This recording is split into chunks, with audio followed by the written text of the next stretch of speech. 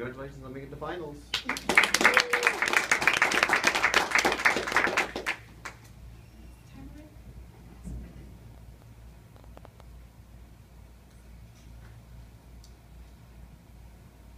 was only supposed to stay for 8 days.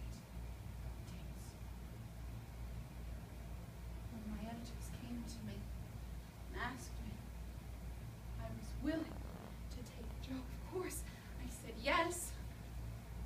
I was a woman, and in the 1940s, writing about things other than the arts was next to impossible. I was sick of writing on the theater and on museums and on whatever art exhibit was in town. I wanted something with meaning. I wanted a story that mattered. I didn't understand what I was getting myself into until I was there. And then I learned why they called it Blackwell's Island. It was so dark there. On my first day, I met a woman by the name of Tilly Maynard. She was an older lady, and she explained to me that her husband was responsible for her being on Blackwell's Island. Miss Tilly Maynard was cold when I first got there, which was understandable because the weather wasn't very good. She asked the nurses for more clothes, and they said, "You shan't get any more. You have as much as everyone else. We will not let you be seen as better as any other patients." And Miss Tilly Maynard wept. And I told them it is cruel to let someone freeze like this. When she wouldn't stop crying, the nurses took her away.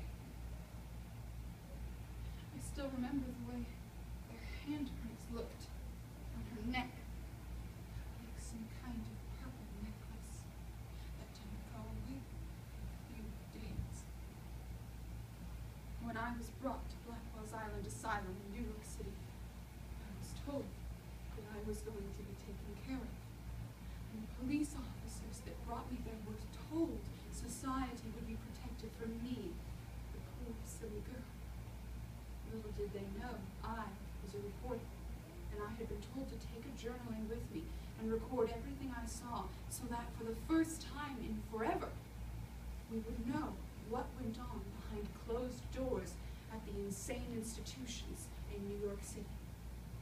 My editor asked me if I could pass for a week in a madhouse.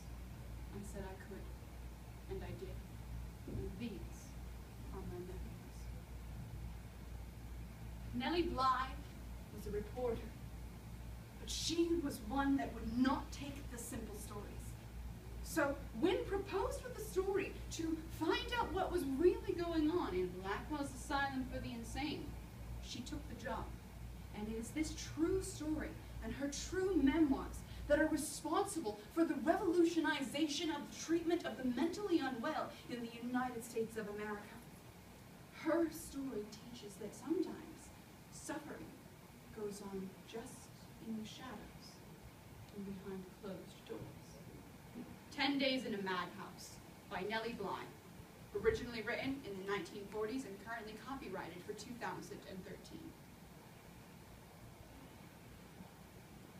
I met many women. In my ward specifically, there was one, she was Hispanic and she barely spoke any English, but I was able to communicate enough with her to learn that she had been a maid, and when she had lost her temper, her mistress had had her committed. She explained to me in the little English that she knew. My mistress said she could find a maid that was cheaper than I and that did not lose her temper when the other servants harassed her. I can't count how many times I have lost my temper, and I have never once been threatened with being deemed insane, but that is all this woman was there.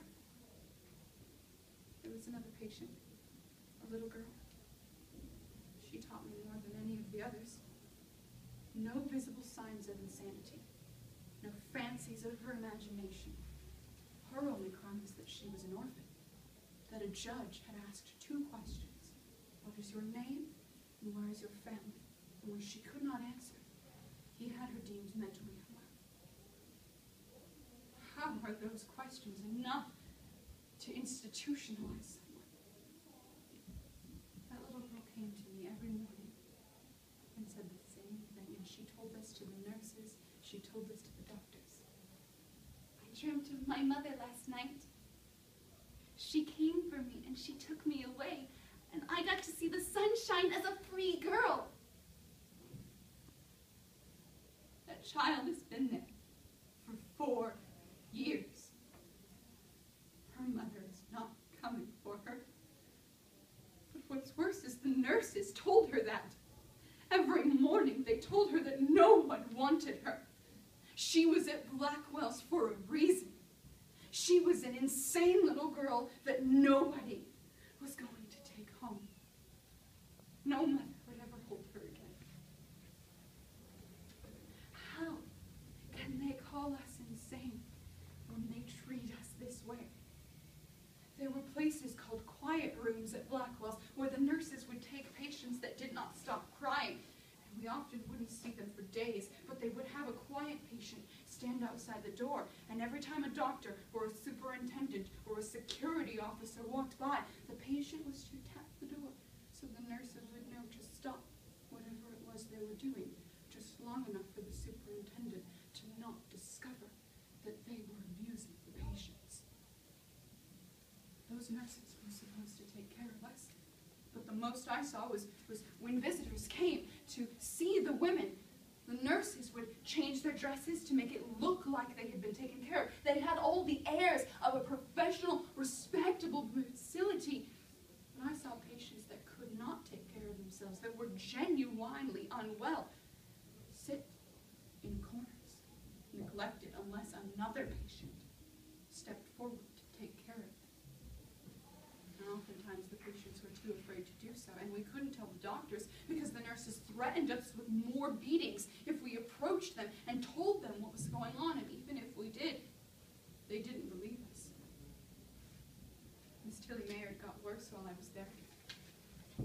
One day when we were waiting in line to collect our food that could barely pass as sustenance, she thought she saw her husband in the distance and ran to meet him.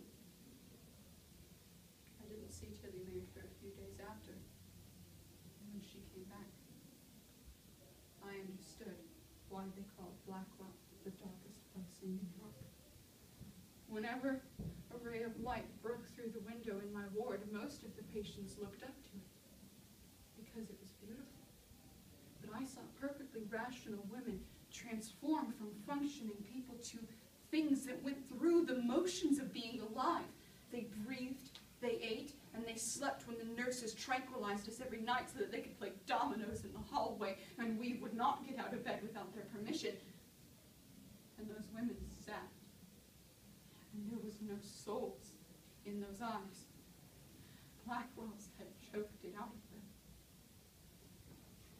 Sometimes I wondered if the women understood that their humanity was being taken away from them.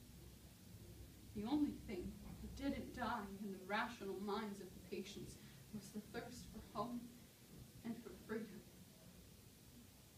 My editor was supposed to collect me after 8 days, and he left me there for 10, because he believed I could handle what was going on in Blackwell's. But when he did come and get me 10 days later from that madhouse, he understood my journal was the most important writing his newspaper was ever going to publish. I left Blackwell's with a sick feeling in my gut, knowing what I was leaving those women behind with. And I went to every judge. I went to every courthouse that would hear me. I went to the authorities, and most of them brushed it off as the fancies of a woman, because men ran the asylums, and men could not be so wrong. But one judge heard. He did not find Blackwell's. He didn't close it down. None of the nurses were removed. All he did was dedicate $1 million extra to the cause of treating the mentally unwell in New York City. That was more money than had ever been allocated before, and he assured me that it would go to proper care for the patients so that they would not be so grossly abused. My memoirs live on as a testament to what happens when society says a group of people must be locked away for the protection of I am here to remind you through my words and through my writings, and I will always be here to remind everyone. If society tells you you must get rid of someone to protect the majority, it is not that person you should question, but society itself.